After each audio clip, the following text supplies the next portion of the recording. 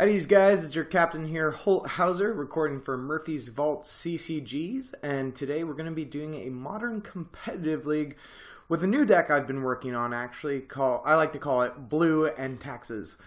If you like the content, if you like watching us play, do drafts, constructed stuff, deck techs, all that kind of good stuff, like, subscribe to the channel, and always check us out on www.murphysvault.com for all your singles and sealed product needs. Anyways, I'm going to fire in right now to this deck tech, kind of explain what's going on with this new sort of brew that I've been working on, and then we can fire into our league. So, as I said before, the deck is called Blue and Taxes, and the reason for that is that we are again working with the classic Death and Taxes shell for Modern. So we got our Paths, our Aether Vials, Leonin Arbiter, Thalia, all that kind of good stuff. But instead of splashing black as I was before for Eldrazi Taxes, as you might have seen in my previous video, I'm going to be splashing blue today for a number of other disruptive elements.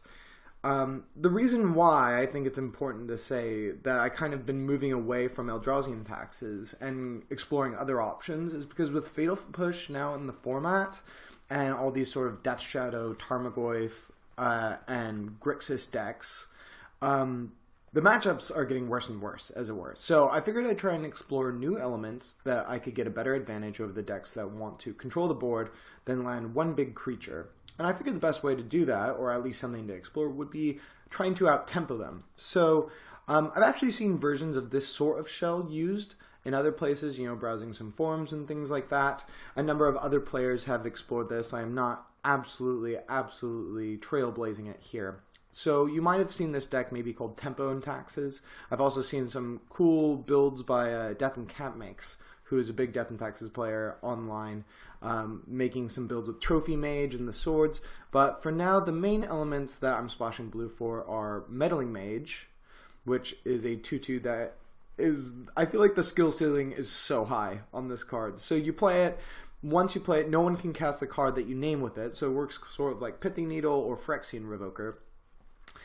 And in that, once it enters, you know, there's no time to respond. You just put it in, you name the card, and then this can be totally game breaking. If you know what your opponent's on, know what their strategy is, and you know the card that's going to punish you the most for whatever line you're playing, which often is the case with Death and Taxes. You know, you have things like Anger of the Gods, some decks run board wipes. Even if it's something as simple, so many games I've got them down to 2 or 4 life and thought, as long as they don't have the Fatal Push, I win. Being able to just put this into play and be like, Fatal Push, you can't play it now, can be very, very powerful. That being said, where it's much weaker is on turn 2, say they play, I don't know, a Wooded Foothills, and you're on the play, and this is your turn 2 play, and you just have to guess. You know, sometimes it's right to name Bolt. It's really hard to know sometimes, but I've been really enjoying playing it. Now, this synergizes very, very well with good old Reflector Mage. So strong it's standard banned, so you know the power level's high. When it ETBs, if you don't know already, it bounces an opponent's creature back to their hand. They can't play that card again until it's your turn again, so it's a full turn cycle. That being said, if we like Violet in at instant speed and put it onto the battlefield on their end step, as soon as it's our turn again, they can play it again. Now, there is some downside to this. As I've learned playing with it, you have to bounce a creature. So sometimes it's really unfortunate that, say, you have to bounce a Snapcaster Mage back to their hand. But at the same time, it's very, very strong against Death Shadow. It's very, very strong against Tarmogoyf. And if you can play a Meddling Mage afterwards, even if it's a different creature, and just say, yeah, I'm going to name that creature card now, suddenly Reflector Mage kind of became a Vindicate on a stick. So, and our other big kind of power player that we got from most recent standard is Spell Queller. So we also have Mausoleum Wanderer over here, and I'm going to talk about that in a second. But Spell Queller is a way for us to interact with the stack. Normally in the other decks we played, we sort of had, you know, 4 to 8 ways to interact with the board. So 4 Path to Exile. In Eldrazi Taxes, you get Wasteland Stringlet. This one we get to Reflector Mage. Now we have 4 more ways to interact with what our opponents are doing, and that's namely through the stack. So play the spell, it kind of is like an O-ring for spells on the stack that cost 4 or less, which is the vast majority of Modern, to be fair. That being said, it doesn't synergize hugely with like Flicker Wisp, Restoration Angel kind of does weird things with it sometimes. I haven't been able to abuse it too much. But overall, I've been really enjoying playing with the card. Now, last weekend, I think it was last weekend, I was down at the Bazaar of Moxon competition in Paris, and I was playing Death and Taxes and Legacy. And one of the things that I found was very, very different from modern Death and Taxes is actually having a turn 1 play that is neither Path nor Vial. And in Legacy, you play Mother of Runes. Mother of Runes can just take over the game depending on what your matchup is. If you go turn 1, Mother of Runes, can you do anything about it? Nope. Great. I win. It can be that good.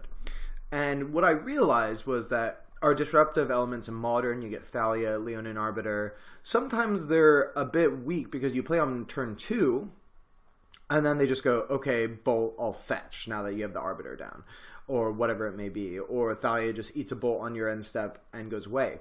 Now, Mausoleum Wanderer is kind of an interesting card. So it's 1/1 for 1. It's basically a Judge Familiar.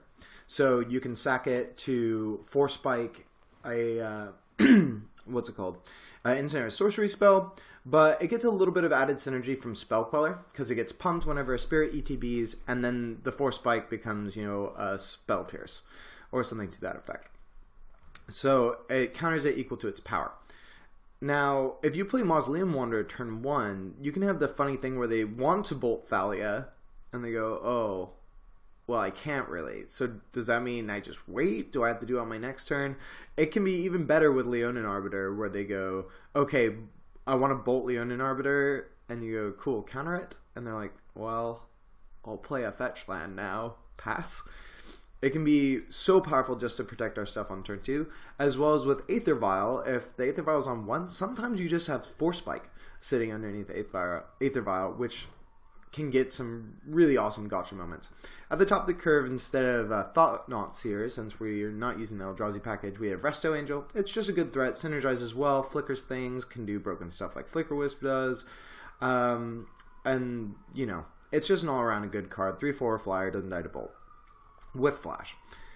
We also have Geist here. It's just a 1-of in the main deck because I'm not sure it's posed that well, but in the matchups it's good. It's very, very good, and it's a good way for this deck to finish. As you can see, we don't have any really, really big haymakers. We're more trying to get tempo off things like Reflector Mage, slowing people down, and then getting in with these kind of flying creatures that are going to get us to the finish line, and Geist is another way we can help finish the game.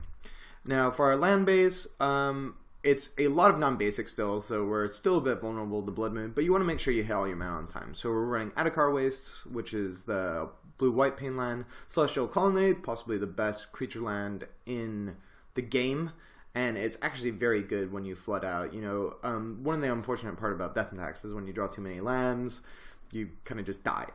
Celestial Colonnade gives you an out, where you can still have a big 4/4 flyer and say, hey, do you have an answer? Because I'm going to try clocking you. Ghost Quarter, of course, synergizes well with Leonin Arbiter, and it's a good way to cut people off colors. Hallowed Fountain, pretty standard. Shock Land, just to fix our stuff. We also have a 1-of Mystic Gate to filter our land through. A couple basics, and then Seachrome Coast, which is the blue-white fast line. Now, for the sideboard, there's some more interesting tech. So I'll bring it down here. We have another Geist, just like in the main board, for those matchups where it's really good, like Control, and things that are just trying to control the board and then eventually land a threat. We have Mirran Crusader, very good against the Junk, any Tarmogoyf deck, not to mention it's pretty decent against Fatal Push and Death Shadow right now, so I like having 2 of them in the sideboard. We have Rest in Peace, also good against Goyf, Snap, and Dredge, and all that kind of stuff that wants to do graveyard synergy. Blessed Alliance is just kind of a catch-all for some things that we might not have big enough answers for. It's good against aggro, obviously. The life gain clause is relevant, as well as, opponent's extra creature, all that good stuff. Sunlance, we bring this in against decks that want to do ramp, dork decks, where we can just shoot something on turn 1 and hopefully put them back a turn and stuff like that. It's also just really good against aggro decks. You get to go 1-for-1 with their creatures and hopefully be able to stabilize on the board and land something like a Resto Angel or whatever. Dispels for the control matchups, just like Geist is, being able to deal with threat or kind of instant speed stuff. And once again, sometimes it's the gotcha moment from a creature deck that has 1 blue mana untapped. They try and do something, Kolaghan's come in, you go, cool, Dispel. And suddenly you're so far ahead. Pithing Needle, I was really impressed with this card playing Legacy, and it made me think a lot about Modern and some of the issues the Death and Taxes archetype has in Modern. And one of the things I think is really difficult to deal with is Planeswalkers. Now, in the Eldrazi and Taxes deck, you have so much hand hate that you can kind of deal with the Planeswalkers before they come down, hopefully. But in this deck, we don't have that same privilege, especially something like, you know, the really big Gideon, 5-mana Gideon Jura, I think it is, can be really hard to deal with. So Pithing Needle gives us a way of dealing with Planeswalkers and saying, hey, even if it resolves, sure, you get some value from it. I'm just going to slime this thing that says you can't use it anymore. It's also good against some other stuff in the format. It can be good against, like, I don't know, like Eldrazi Tron going, hey, Pithing Needle, Walking Ballista, or something to that effect, or, you know, Expedition Map, or whatever might be useful. Spell Sky, again, this is just to protect our important threats, pretty standard.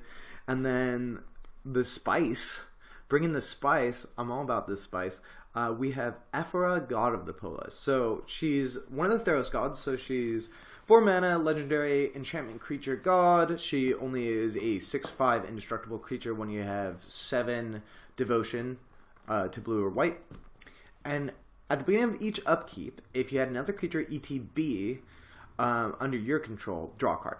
So what this means with a Vial is it can be absolutely bonkers. So since almost everything in our deck is a creature, first of all, you know, we have 30 creatures.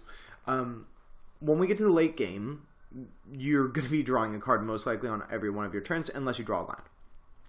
Now the crazy part is with Aether Vial, or even just with Spell Queller or Resto Angel, what happens is if you go on your turn like, oh, I'll play a creature, it's late game. On your turn they go, okay, play a spell, you go Spell Queller. You've just drawn 2 cards. So it can be, the upside can be even higher than like something like Coercive Portal in a really grindy matchup. You know, you bring this against Jund, Junk, anything where they're going to just want to deal with your creatures on board so you can slam something and be like, hey, you probably don't have removal for an indestructible enchantment, and I'm going to draw cards. Eventually you're going to run out of spells. So this is the deck. I've been playing with it a lot. I'm excited to show you guys. So join me in the first round if you would. I'll see you there.